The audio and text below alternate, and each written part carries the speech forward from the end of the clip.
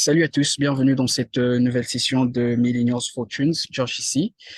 Aujourd'hui, lundi, le 15 mai 2023, nous allons littéralement jeter un coup d'œil sur le calendrier économique, voir bien sûr qu'est-ce qui est en train de se passer, quelles sont ces annonces que nous aurons le long de la semaine, quelles sont ces paires qui seront affectées. Et juste après, on va transitionner sur notre MetaTrader pour voir bien sûr ce que les pairs sont en train de faire. Et si c'est votre toute première fois de nous rejoindre, n'hésitez pas à cliquer sur le bouton pour vous abonner et bien sûr être notifié à chaque fois que nous avons une nouvelle vidéo mise en ligne.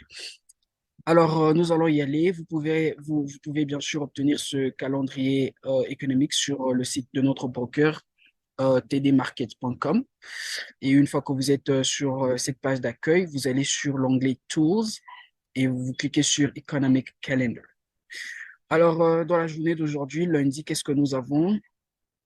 Aujourd'hui, lundi, nous n'avons pas grand-chose. OK, donc ça sera une journée plutôt technique. OK, il n'y a pas vraiment grand-chose. Et dans la journée de mardi, ce que nous avons, c'est quasiment, donnez-moi une seconde, voyons voir ce que nous avons le mardi. Le mardi, sur le GBP à 8 heures, nous avons le Payment Exchange. Et bien évidemment, nous avons le CPI venant de l'Italie à 10 heures juste. OK, 10 heures juste. À 11 heures juste, nous avons le Employment Change venant de la zone européenne. Nous allons regarder l'Amérique du Sud et à la manière nous avons le CPI également qui sera passé. Et sur le match d'Afrique, nous allons juste ce que sont en train de faire le nous avons le taux de chômage qui sera annoncé jeudi à 11h30. À 14h30, nous avons le CPI venant du Canada. Le dollar canadien sera vraiment annoncé. Et à 14h30, nous avons le Universal venant de l'Amérique. OK? Donc, voilà. Et ensuite, à 16h juste, nous avons le ECB President, donc le président de la Banque Centrale Européenne, qui va bien sûr faire, je veux dire, la présidente, faire une discussion, Christine Lagarde. Et voilà, voilà tout pour la journée du mardi. Donc, la journée du mardi sera une journée plutôt vendredi. Dans la journée du mercredi, ça commence simple. Nous avons le GDP sur le mois japonais. OK? Et 11h juste, nous avons le CPI humain. OK? Et le CPI international. Et 11h50, nous avons également la banque anglaise, Lloyds. OK? D'accord. Alors, s'il y a s'il y a des sons dans le background, OK? Alors, à 14h30, nous avons le Building Permit et bien sûr le Crude Oil Stock Change. Là, là, ça sera à 16h30, OK? À 16h30, le Building Permit, 14h30. Donc, pas grand-chose, mais quand même, on va garder cet événement-là à l'œil, OK?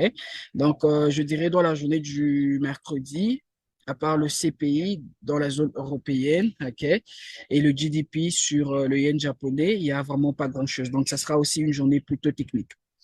Et dans la journée du jeudi, qu'est-ce que nous avons? À 3h30 sur le dollar australien, nous avons le Employment Change et en même temps, nous aurons le taux de chômage qui sera annoncé. Donc, il y aura suffisamment de volatilité à cette heure-là, OK, sur le dollar australien. Et à 11h juste, nous avons encore un autre discours de la présidente de la Banque centrale, Christine Lagarde, et un autre discours du gouverneur de la Banque anglaise, Bailey, qui va également faire un speech. Là, ça sera à 11h15. Christine Lagarde fera son speech à 11h juste. OK? Et voilà. Et ensuite, nous avons le Existing Home Sales à 16h juste sur le dollar américain. 17h juste, nous avons une conférence de presse, OK, de la Banque canadienne, OK, qui va faire un review Donc, on va également garder un œil dessus pour voir ce que la Banque canadienne va déclarer. Et le vendredi, sur le yen japonais, je vois que nous avons le CPI. OK, oui, nous avons le CPI à quasiment 1h30. On va garder cet événement-là à l'œil. 14h30, nous avons le Retail Sales, OK, et le Core Retail Sales sur le dollar canadien. Donc, ce sera des événements qu'on va garder vraiment, vraiment à l'œil. Et à 17h juste, excusez-moi, le chair de la Réserve fédérale américaine, Powell, va faire un discours.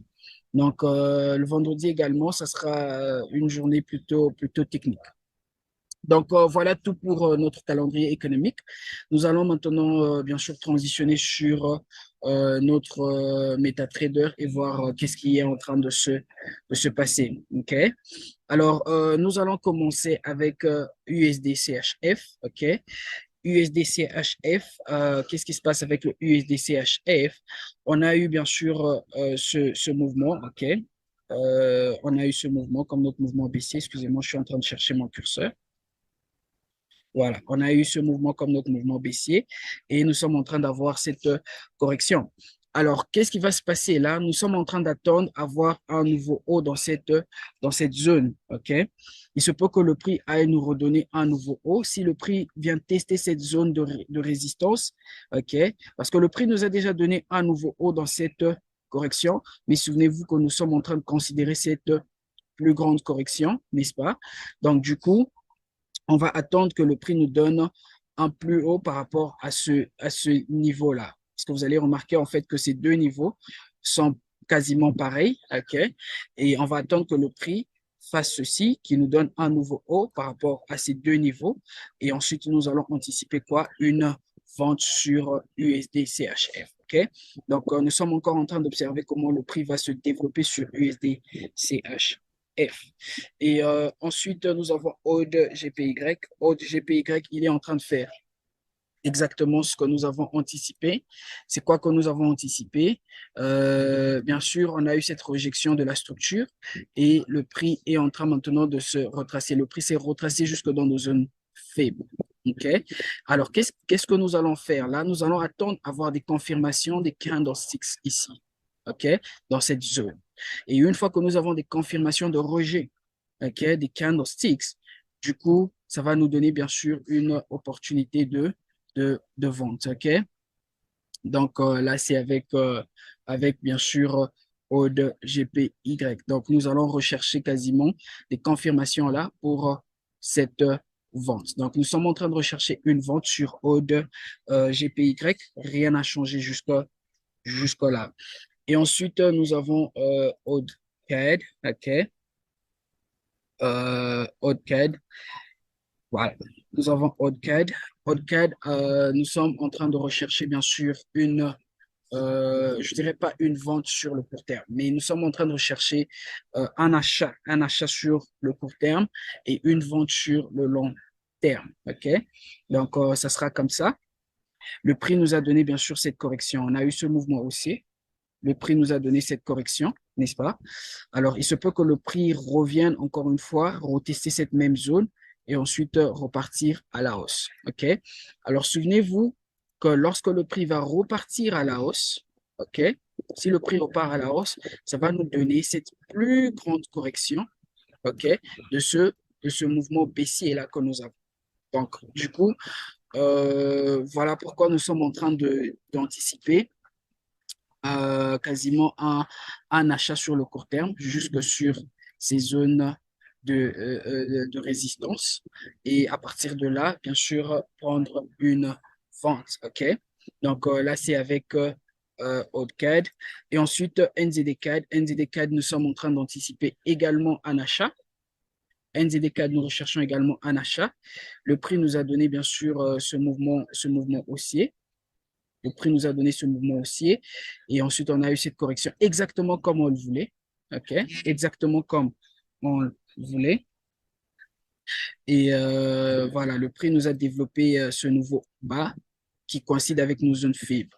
Alors, qu'est-ce qui va se passer là? Nous sommes en train maintenant d'attendre. Il se peut que le prix revienne encore une fois retester cette même zone OK, du Fibonacci et ensuite repartir à la hausse. Donc, on ne va pas prendre un trade pour l'instant.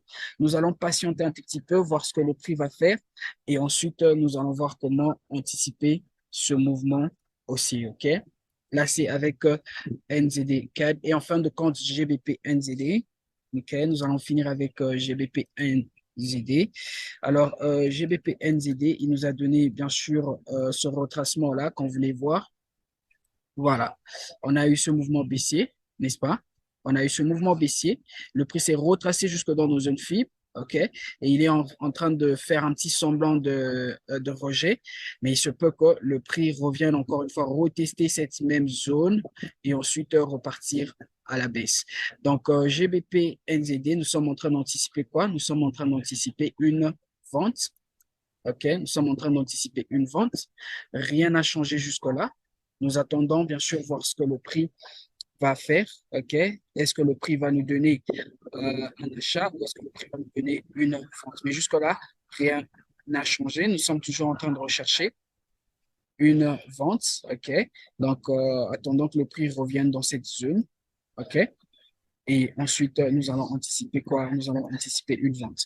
Donc, voilà tout pour aujourd'hui. Je nous dis à tous encore une fois merci. Que Dieu nous bénisse. Je nous donne rendez-vous demain à la même heure pour une autre mise à jour. Que Dieu nous bénisse et à très bientôt.